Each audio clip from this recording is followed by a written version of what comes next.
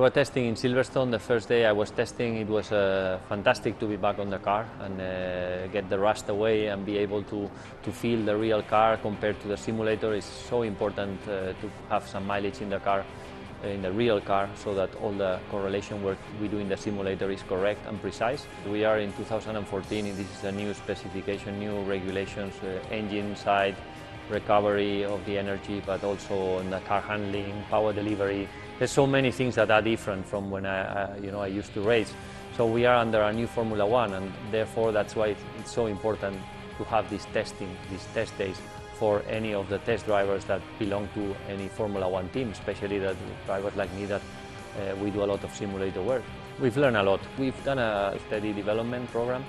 We are still on this steady development program, and race by race we're just improving. We have to keep going, we never give up, and also think about 2015. Hockenheim is a very complete track in the way you need everything in the car. You know, you need power, you need balance front to rear, you need downforce, because although it's short, there's all type of corners. You need on the first sector, for example, you will need a very strong front end for turn 1. Otherwise, if you have a bit of understeer there, you cannot put the power down and you lose a lot of exit speed. Then you need to put traction for turn 2 and turn 5, the hairpin. You need very good traction because out of these two corners, there's the two longest straights of the track. And then you just need a lot of downforce for the last sector, because the last sector is where most corners are, and it's where a good car aerodynamically and mechanically shows up. It's not an easy track. But one thing I'm clear is that we have the two best drivers out there, so I'm sure that we will have the best, one of the best lap time progression or lap time rhythm during the race, because I really, I have a huge faith on our two super drivers.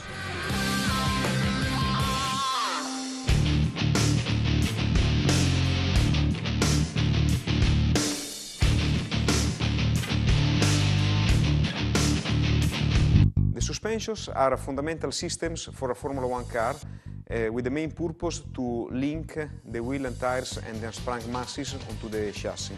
Since 2012, Ferrari has been running front and rear purrod layout, where purrod does mean to have the rod connecting the tire to the chassis in tension most of the time. The usage of the purrod layout onto the rear end of the car is quite common in Formula One, while Ferrari this year has been the only team running a purrod layout in the front. The choice of a purrod or a pushrod layout is mainly driven by several factors, like aerodynamic characteristic, weight, stiffness, and height of center of mass of the car. During the race weekends, there are a lot of tuning activities on the car.